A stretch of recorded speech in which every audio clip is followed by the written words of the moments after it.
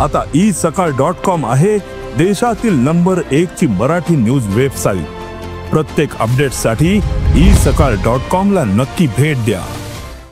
यानंतर बातम्या बघणार आहोत पावसाबाबतच्या। नागपुरात गेल्या 3 दिवसांपासून पावसाने अक्षरशः धुमाकूळ घातलाय। पावसामुळे नाग नदी, पोहरा नदी आणि पिवळी नदीला पूर आलाय। 50हून अधिक वस्त्यांमध्ये पाणी शिरल्यामुळे घरातल्या साहित्याचेही नुकसान झाले। 24 तासात नागपूर शहरात 95 मिलीमीटर तर जिल्ह्यात 140 मिलीमीटर पावसाची नोंद झाली। तर कालही नागपुरातल्या सखल भागांमध्ये मोठ्या प्रमाणात पाणी साचलं होतं, त्यामुळे अनेक जण आपल्या घरात अडकून पडले होते। तर अनेकांच्या घरांमध्येही पाणी शिरलं होतं, त्यामुळे संसारोपयोगी साहित्याचेही नुकसान झालेलं आहे। यानंतर बातम्या बघणार आहोत पावसाबाबतच्या। नागपुरात गेल्या 3 दिवसांपासून पावसाने अक्षरशः धुमाकूळ घातलाय। पावसामुळे नाग नदी, पोहरा नदी आणि पिवळी नदीला पूर आलाय।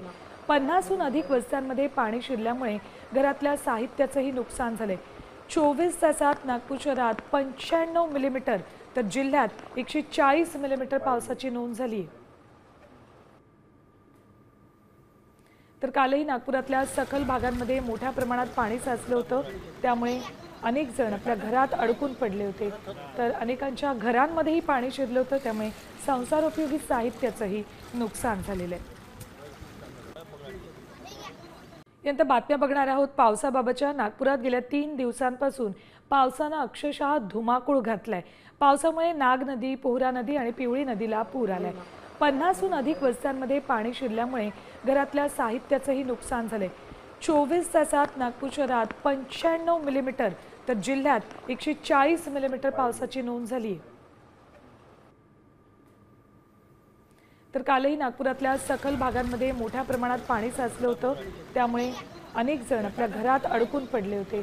तर अनेकांच्या घरांमध्येही पाणी शिरलं होतं, त्यामुळे संसारोपयोगी साहित्याचेही नुकसान झालेलं आहे।